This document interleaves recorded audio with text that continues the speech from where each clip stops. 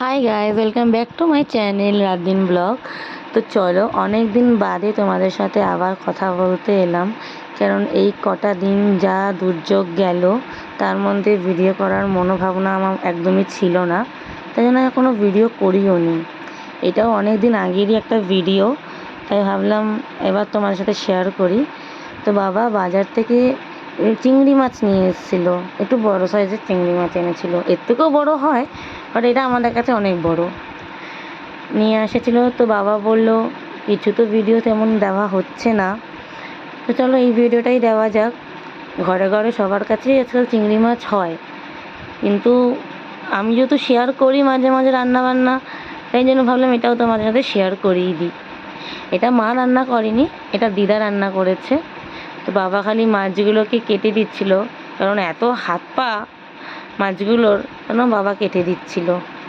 তো চলো একটুখানি, আর কি বলি বলো, যা আমাদের চারিপাশে এখন হচ্ছে ও নিয়ে আর কিছু বলারই নেই আমার, তাই জন্য এতদিন আর এই ভিডিও করে ওঠা হয়নি, খুব কষ্টের একটা বিষয়। যাই হোক, এখানে মাছ কাটা হয়ে গেছে, তো মাছটা বানানো হবে। আজকে এই মাছটা বানানো হচ্ছিল শস্য দিয়ে, সর্ষ পোস্ত এইসব দিয়ে মাছটা বানানো হচ্ছিল। আমি আর বললাম না এই শস্যটার মধ্যে আর এটার মধ্যে কি দেওয়া আছে, কারণ সবাই জানো এর মধ্যে কি থাকে না থাকে। আমি জাস্ট খালি তোমাদের সাথে শেয়ার করি, আর কিছুই না। এখানে যা যা দেওয়ার হয় তাই তাই দিয়ে দিল। তো চলো দেখতে থাকো তোমরা। দেখো, আমি জানি এখন এখানে বলাটা খুব বাজে দেখাবে, যে কার কটা জামা কাপড় হয়েছে সেটা বলাটা খুব খারাপ দেখাবে, কারণ অনেকে আছে, আমি দেখতে পাচ্ছি ফেসবুক যখন খুলি তখনই দেখতে পাই যে যদি কেউ লিখে থাকে যে তোমাদের কটা জামা কাপড় হয়েছে কোনো গ্রুপে, তখনই অনেকে ওকে তাদেরকে রিপ্লাই করে যে এখন জামা কাপড় কেনার কী দরকার। যার যার মেন্টালিটি, যার যার ইচ্ছা তাকে নিয়ে থাকতে দাও।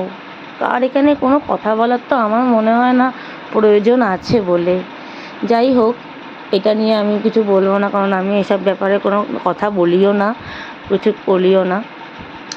তো যাই হোক, পুজোতে যদি কোথাও তোমরা ঘুরতে যাও তাহলে ফটো দিও, আর কি বলতে পারি বলো। কারণ আমি কি ভিডিও ছাড়বো কি ছাড়বো না আমি নিজেও জানি না। হয়তো আমি দুর্গাপূজার কিছু কিছু প্যান্ডেলের হয়তো ফটো ভিডিও করে দিতে পারি এইটুখানি, আর আমি তো আর হোল নাইট কোথাও বেরাই না। যা বেরাই দুপুরবেলা হয়তো বেরাই, সন্ধ্যাবেলার মধ্যে বাড়ি ঢুকেও যাই। আমার হোল নাইট ঠাকুর দেখা হয় না কোনো দিনই। আগে হতো যখন ছোট ছিলাম, এখন আর হয় না। তো যাই হোক, তোমরা কে কোথায় যাচ্ছ পুজোতে জানিও। আর কি বলবো, যারা যাচ্ছ না তারাও SMS করো, কমেন্ট করো, কারণ অনেকে আছে যারা যাচ্ছে না, আবার অনেকে আছে তারা ঘুরতে যাবে। কারণ এই দুর্গাপূজাটা আমাদের বাঙালিদের কেন সবার একটা বিশাল বড় ফেস্টিভ্যাল। তো অনেকের এইটার ওপরে বেচা কেনার ওপরে অনেক কিছু ডিপেন্ড করে, তাদের পুরো ফ্যামিলি ডিপেন্ড করে এই দুর্গাপূজার সেলের ওপরে।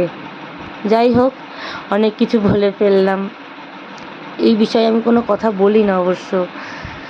যাই হোক, এই কথা বলতে বলতে মনে হয় চিংড়ি মাছের প্রিপারেশান নেওয়াও হয়ে গেছে, এখন চলে যাবে এটা ভাপে।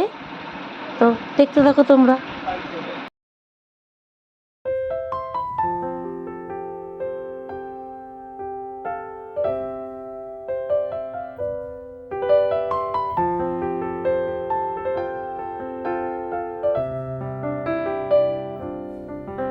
তো চলো, এটা ডবল বয়েলিংয়ে বয়েল করতে দিয়ে দিল মোনা, কারণ তলায় জল ছিল।